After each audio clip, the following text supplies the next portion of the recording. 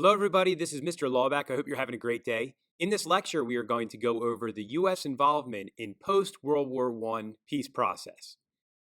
We will talk about Woodrow Wilson's 14 points, the Treaty of Versailles, and how and why Wilson's plans were ultimately defeated by the U.S. Senate.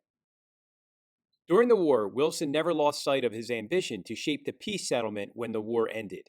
In January of 1917, he said the U.S. would insist on, quote, peace without victory.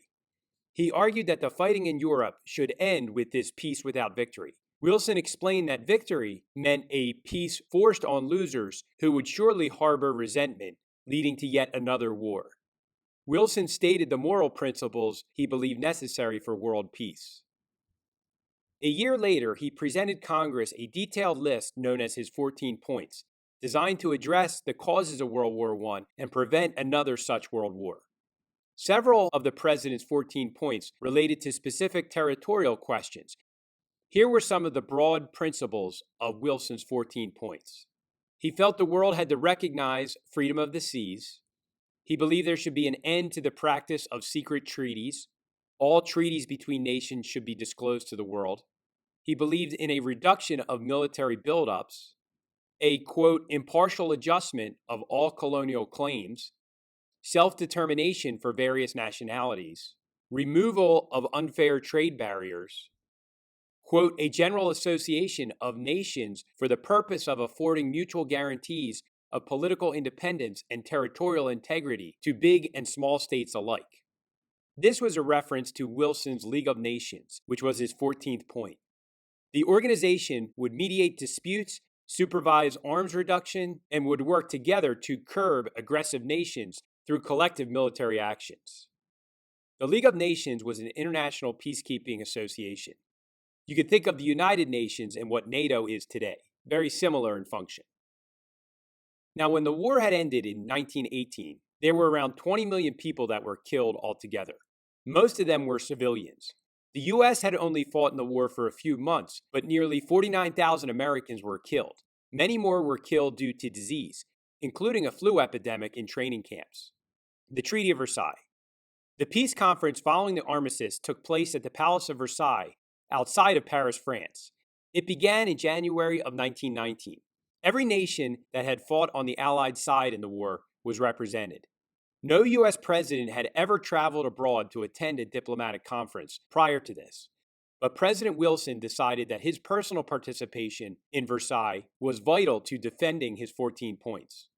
Republicans criticized Wilson for being accompanied to Paris by several Democrats, but only one Republican, whose advice was never asked for on the trip.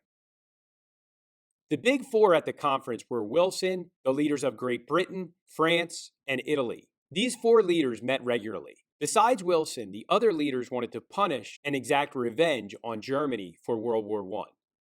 Wilson wanted to punish German leaders and not the German people. He was definitely the moderate of the gang of the big four. Wilson reluctantly compromised on most of his 14 points. However, he insisted on his League of Nations. In the end, the peace conference adjourned in June of 1919 and included the following terms. The first part. Germany was disarmed and stripped of its colonies in Asia and Africa.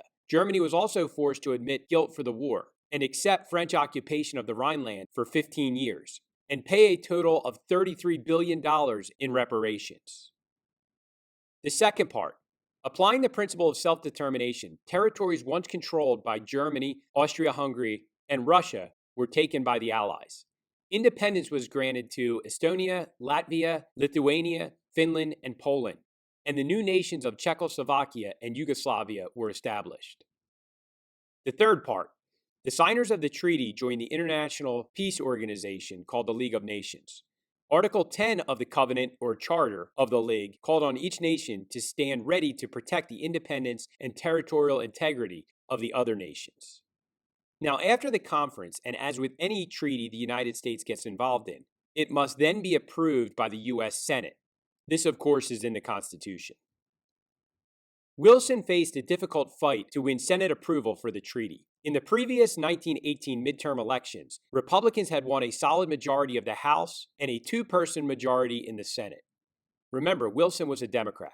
Opponents led by Senate Majority Leader Henry Cabot Lodge objected to the League's collective security provision, arguing that it would limit American sovereignty and undermine the power of Congress in foreign affairs. He, along with many in the Senate, feared the treaty in the League of Nations would drag the U.S. into unwanted wars in Europe. Senators that opposed the treaty formed two groups. There was the irreconcilable faction that could not accept U.S. membership in the League, no matter how it was structured. They were a hard no matter what to the League of Nations. The reservationist faction, a larger group which Senator Lodge was a part of, said they could accept the League if certain reservations were added to the charter for the League. Wilson had the option of either accepting Senator Lodge's reservations or fighting for the treaty as it stood. He chose to fight for the treaty as it stood without conceding anything, which ultimately would doom it in the Senate. Wilson denounced his critics, predicting that, quote, unless America takes part in the treaty, the world is going to lose heart, end quote. Frustrated by his Senate opponents, Wilson left Washington to take his message to the American people. He traveled 8,000 miles and made 37 speeches in 29 cities, pleading that America is, quote, the nation upon which the whole world depends on to hold the scales of justice even. 3 weeks into the grueling trip, Wilson collapsed from exhaustion in Colorado at one of his speeches. A few days later, he suffered a severe stroke that partially paralyzed him, and he would never be the same after that. In the end, the Treaty of Versailles was not ratified by the U.S. Senate. The Senate considered a resolution to approve the treaty without reservations of any kind, which Wilson had insisted on. It failed by a vote of 38 to 53. There had been 55 days of debate in the Senate about the treaty before it, of course, was ultimately rejected. This meant that the United States would, ironically, never be part of the League of Nations, even though it was the idea of Woodrow Wilson. Some big takeaways. Wilson had always wanted to be part of the reconciliation or the peace process after World War I. He took unprecedented steps, even traveling to the Treaty of Versailles himself. However, he had trouble convincing the other Allied powers of many of his 14 points.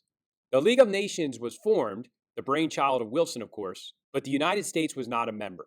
Many would argue that the Treaty of Versailles conference results ended up leading directly to the later World War II. So I hope this lecture helps you better understand the World War I peace process from an American perspective. Have a great rest of the day.